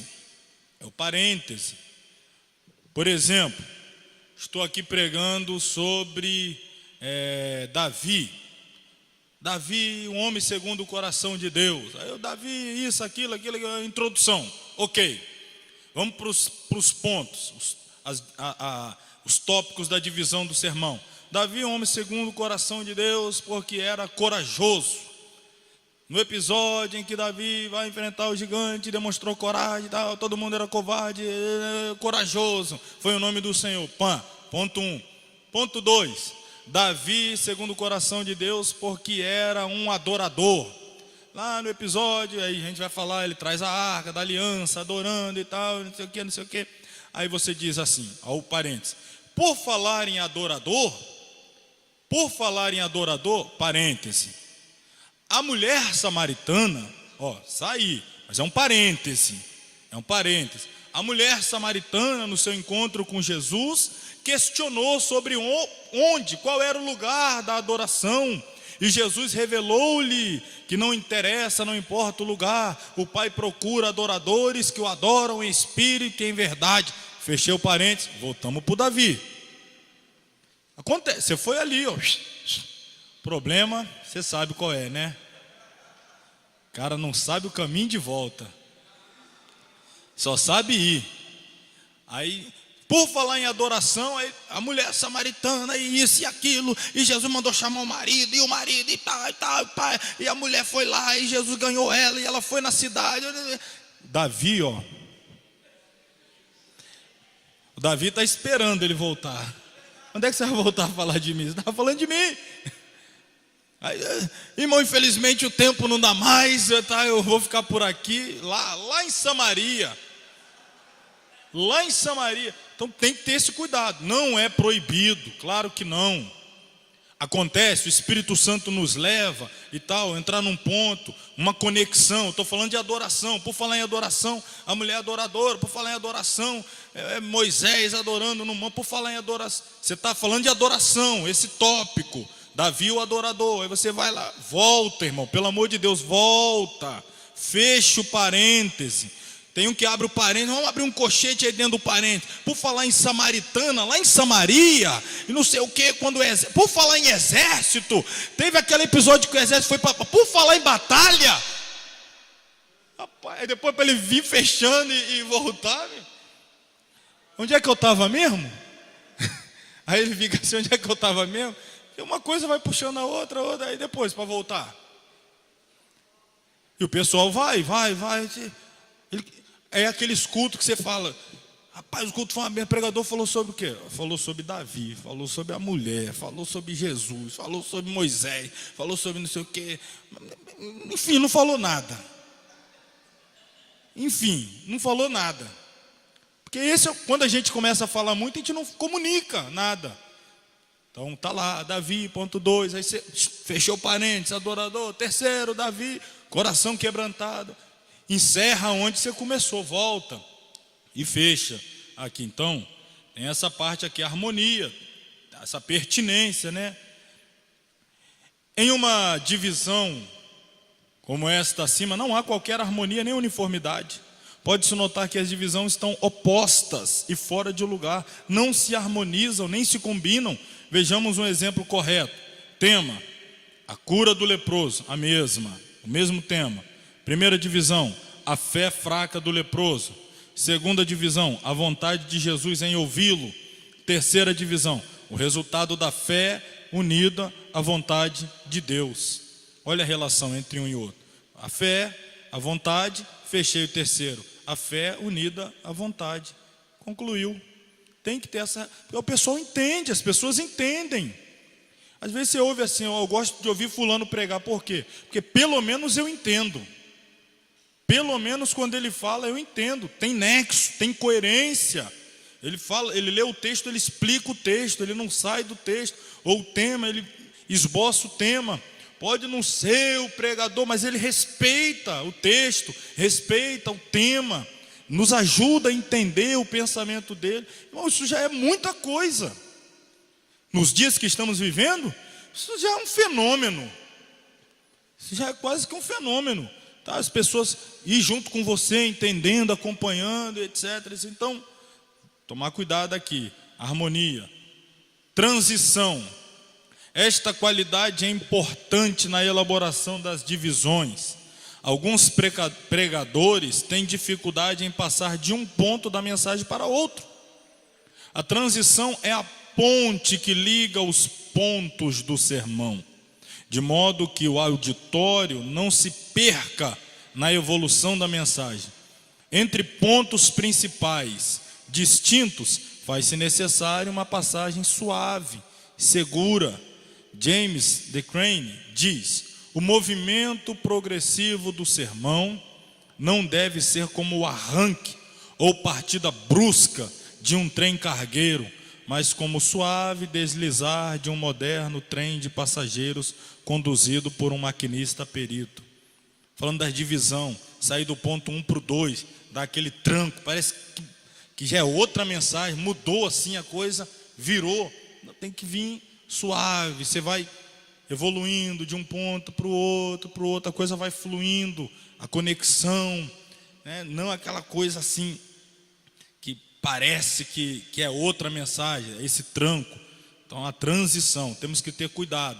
Você dividiu corretamente, mas na hora de terminar um ponto e ir para o outro, essa transição precisa respeitar esses princípios. Finalmente, a pertinência. O que é pertinência? Conforme os dicionários da língua portuguesa, pertinência é aquilo que concerne ao assunto, que é próprio, que pertence. Homileticamente, significa que os pontos principais do sermão devem ter relação entre si, isto é, devidamente ligados ao tema e ao propósito do sermão. A unidade do sermão em todas as suas divisões jaz na pertinência das mesmas. Um sermão não pode ter dois temas. Não se podem pregar dois sermões ao mesmo tempo, pois não há pertinência nisto. Um sermão deve ter um só tema, um só propósito e uma só elaboração. Está aqui mais algum acréscimo em que diz respeito à divisão, a ordem delas. Primeiro temos a ordem lógica. Cada divisão deve estar ligada à outra de forma lógica. Cuide para que os pontos não se tornem sermões independentes dentro do sermão. Cada divisão é uma parte do todo. A divisão cronológica deve obedecer à ordem lógica dos pensamentos. Não adianta ordenar numericamente os pensamentos do sermão sem que os mesmos estejam distribuindo de forma lógica e ascendente. Então, a questão da divisão lógica, para que não vire vários sermões dentro de um sermão. Isso acontece, tá? Acontece muito. Começa a pregar sobre uma coisa, aí vai dividindo os pontos, aí vai virando outras mensagens. É por isso que você pergunta a duas pessoas sobre o que foi pregado, uma diz uma coisa, outra diz outra. Ué, é porque ele dividiu a mensagem de uma forma tão brusca que parece que são duas mensagens. Não teve essa divisão lógica. Vamos fechar aí com os 10 mandamentos do pregador. Tem pregador aqui? Quem é pregador? Pregadora também. Todo mundo escondendo, ó. É o pastor Linhares é pregador. Todo mundo se escondendo, os pregadores. Tem 10 mandamentos para vocês aqui, ó. Obedecer à risca. 10 mandamentos do pregador. São princípios que todo expositor da palavra de Deus, pregadores, professores de ensino bíblico, doutrinadores em geral, deveriam observar. Primeiro mandamento: tu pregarás e ensinarás quando estiver preparado. Não existe substituto para uma preparação boa e adequada. Preparação, primeiro mandamento do pregador. Se você é pregador, tem que estar preparado sempre. Tem que estar preparado sempre. O seu pastor conta com você, está aqui o meu caso meu. Você é pregador, seu pastor conta com você, então você tem que estar preparado. Não confunda, às vezes o pregador assumiu o microfone de surpresa. O pastor anunciou no culto, o pregador hoje é você. Não confunda eu dizer, irmãos, estou surpreso, não sabia que seria o pregador. Estou surpreso não é estou despreparado. Eu não sabia que ia ser o pregador. Mas vamos meditar na palavra de Deus. Por outro lado, se você não sabia antecipadamente, é óbvio que nem você deve se exigir, nem a igreja deve esperar, que você vai trazer uma mensagem até com todos esses requisitos, homileticamente desenvolvida, o tema e tal, etc. Não. Mas todo pregador, ele está sempre meditando em uma palavra. Ele tem algo para entregar, tem alguma coisa. Irmãos, eu não sabia que seria o pregador, mas aprove a Deus nessa noite nos dá a oportunidade de compartilhar a sua palavra. E não por acaso, estava hoje meditando no meu devocional sobre a vida de Josué. Vamos falar um pouco sobre ele. Abre a Bíblia, pronto. Você vai ser simples. Não sabia que eu era pregador, não trouxe esboço, não tem sermão, tópico, mas eu estou meditando na palavra no meu período, li, fiquei pensando, refleti sobre. Vamos aqui compartilhar a palavra, pega a Bíblia aí e tal, vai com calma. Não precisa dizer, não sabia, mas eu tenho alguma coisa que me alimentou o dia todo, eu tenho certeza que vai alimentar vocês também. Então vamos lá. Eu meditei sobre isso, eu observei isso, eu aprendi isso e acabou. Agora, se você foi avisado com antecedência, foi convidado, sabe que é o pregador e vem despreparado, ainda tem gente que faz isso, que assume o microfone, irmão, estou até agora sem saber o que eu vou falar. Vai ser, ixi, meu Deus, é hoje. Não sei o que eu vou falar, vou pedir até o presbítero aqui fazer mais uma oração. Tipo assim, 2 minutos, vai mudar tudo. Até agora eu não sei de nada, em 2 minutos vai mudar tudo. Não. Aí não, então, preparação, esteja preparado. Você é pregador, as pessoas até já te reconhecem como pregador. Não estou falando de ser famoso, não vai. Você pregou aqui, ali, alguém já te viu, e você foi visitar uma igreja, o pregador não veio. Tem aqui o irmão, que eu já vi ele pregar ali, irmão prega. Ai, Jesus, e agora? Esteja preparado, isso acontece muito. Você vai lá para ouvir, quem você esperava que ouvir não foi, você vai ter que falar. Então alguma coisa, preparação. Segundo, pregarás e ensinarás na língua vernácula. Jesus pregava em termos que todos pudessem entender. Nós devemos fazer o mesmo. O que é a língua vernácula? É o português, bem falado, polido. Não necessariamente ser uma pessoa, extremamente versada no idioma. Eu vou dizer aqui de uma forma mais simples. Evite as gírias, os jargões, os chavões, o evangeliquez, essa linguagem gospel. Irmão, às vezes você está pregando para um ambiente que está cheio de pecador e você vai, só jargão gospel, só gíria gospel. Quem é gospel entende. Os outros, o que ele está falando? Você não usa uma linguagem clara, um português claro, que todos entendam. Você vai usando, irmão, hoje é azeite quente, hein? Hoje o fogo desce. Azeite, fogo? Do que ele está falando? Aí você começa, uma gíria daqui, uma gíria. O varão está aí, hein? Ok, os sapatos de fogo já vieram. Varão, sapato de... Eu não estou entendendo nada, o que está falando? Aí tome gíria gospel. A gente entende, mas o pecador não sabe o que você está falando. Não abuse dessas gírias. Isso é gíria, é gospel, mas é gíria. É o nosso linguajar lá. E aí, vaso, profeta. Aí você fala, vaso? Que história é essa? Então, observe o público para o qual você está falando. Você está pregando num ar livre na rua, está cheio dessas conversas. Que pecador está lá passando, não entendi nada que ele falou. É vaso para cá, azeite para lá, e fogo que desce, sapato de fogo, e não sei o que lá, e marcha com varão. Não entendi nada. E no final, quem quer aceitar Jesus? Eu não entendi nada do que você falou aí. Cuidado. Se você falar a língua portuguesa, nossa língua, não precisa ser versátil, mas fale de forma que todos compreendam o que você está comunicando. Terceiro, não te dedicarás exclusivamente a uma noção ou a uma atividade predileta no púlpito. A tendência de se deixar desviar pelo assunto favorito está sempre diante de nós. Evite-a. Então, assuma desafios. Pregar outras coisas que você nunca pregou. Não é se aventurar. Se prepare para novos desafios. Não fique acomodado. O acomodado é o maior perigo. Quem parou já começou, na verdade, a regredir. O primeiro passo para regredir é parar. Se você se acomoda, não, aqui eu já tranquilo, eu domino, falo sobre esse assunto, só sobre... Não, busque novos desafios. Eu vou ensinar sobre outras coisas, vou ler outros livros, Então, evite esta tentação de querer sempre falar aqueles assuntos que você já conhece bem e domina.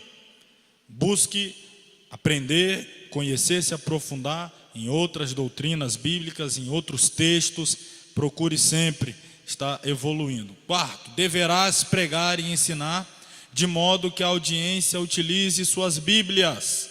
Eles trouxeram suas Bíblias para usá-las. Não os desaponte. Então, use a Bíblia.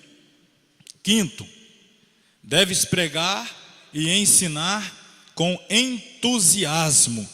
Sua audiência não ficará mais entusiasmada do que tu. Isso é outra verdade.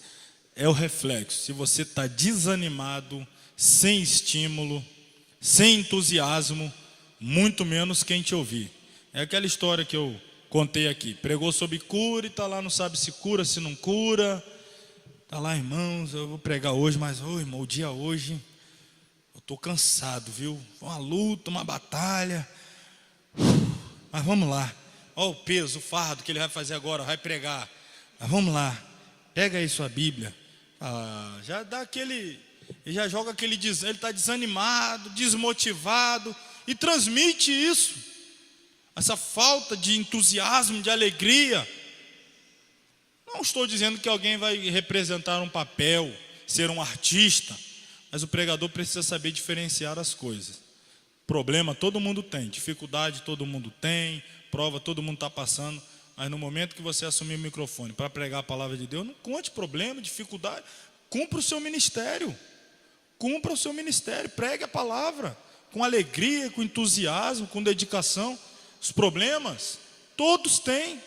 Então tem gente que usa o microfone para catarse, né? Desabafo. Catarse é aquele cidadão que deita lá no divã e o psicanalista lá fala: vai lá, meu filho, começa a desabafar e coloca para fora aí seus problemas.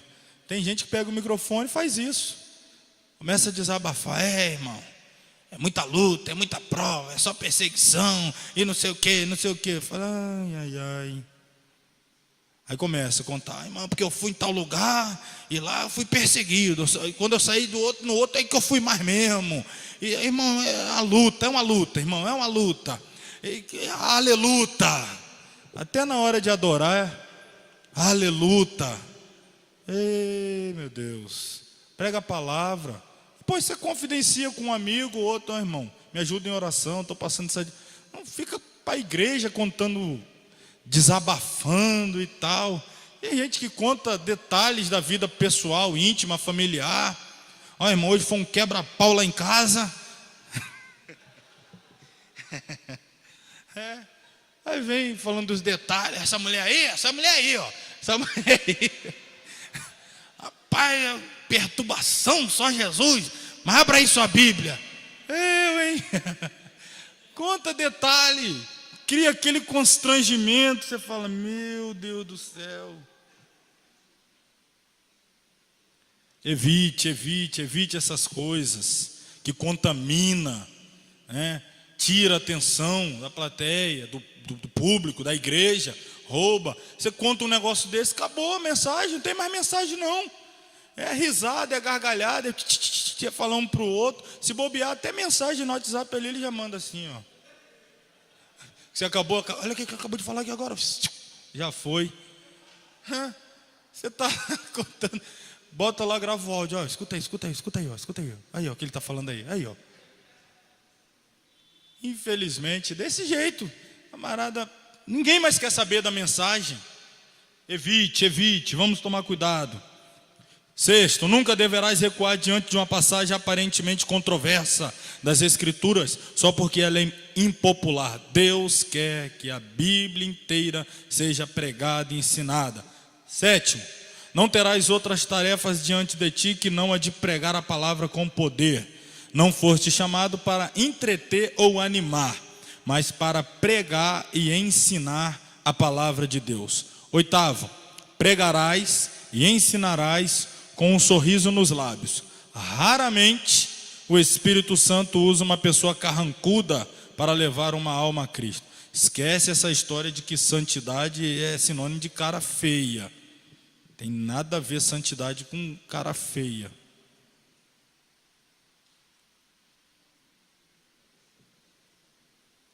Nono, pregarás e ensinarás para obter decisões. Toda lição e sermão deve responder à pergunta: e então? Ou seja, tem que culminar numa tomada de decisão, numa atitude. Finalmente, 10º lugar, pregarás cada sermão. Esse aqui é para não esquecer, hein? É o 10º. Pregarás cada sermão e ensinarás cada lição como se fosse a tua última. Um sentimento de urgência deve estar presente sempre que comunicarmos a palavra de Deus. Então, pregue sempre como se fosse a última vez. Sabe por quê? Porque um dia será. Um dia será. Então, sempre faça como sendo a última. Importantíssimo conselho: os professores e pregadores devem ter o cuidado de prenderem-se à Bíblia. Nós não precisamos adicionar nada à palavra de Deus, ou mesmo exagerar para provar a nossa tese. A tentação de embelezar a palavra deve ser sempre evitada. Não é incomum que um professor ou pregador exagere numa história para tentar provocar uma reação mais intensa nos ouvintes. Contudo, isso é pecado. E os mestres e pregadores estão equivocados em pensar que precisam dar uma mãozinha à Bíblia Sagrada. A palavra de Deus penetrará nas almas das pessoas se formos fiéis em ensiná-la e pregá-la corretamente. Porque a palavra de Deus é viva e eficaz e mais penetrante do que espada alguma de 2 gumes, e penetra até a divisão da alma e do espírito e das juntas e medulas, e é apta para discernir os pensamentos e intenções do coração. Quando ensinamos a palavra, precisamos fazê-lo com integridade e pureza. Não é errado lançar mão de experiências da vida diária ou de ilustrações precisas para tornar mais claro um sermão ou ajudar a transmitir o conceito que estamos ensinando. Entretanto, sempre devemos ter a cautela de nos assegurarmos de que tudo o que dissermos esteja de acordo com o texto bíblico e também com a verdade. Amém? Concluímos assim mais um livro, 11º, e como de praxe, quando da conclusão de cada livro, temos o sorteio. Irmã Eulália, acredito que já entregou a todos os presentes seu papelzinho. Todos pegaram? Alguns ainda não pegaram. Alguns ainda não pegaram. Vamos fazer uma oração. Fazer a oração para encerrar e a gente já faz na sequência aqui o sorteio. Bendito Deus e Pai, agradecemos ao Senhor por mais este dia, mais esta aula, especial pela conclusão de mais um livro. O 11º passo foi dado e concluído. Nos ajuda, ó Pai, a próxima semana prosseguirmos, ó Deus, nessa labuta, nesta batalha do aprendizado, do saber, do crescimento. Continua, Senhor, nos ajudando, nos dando estímulo, nos dando encorajamento para que sigamos avante em nome de Jesus e para a glória do teu nome. Assim oramos, gratos por tudo, em nome de Jesus. Amém. Pode tomar o assento. Então, quem não pegou, pegue aí.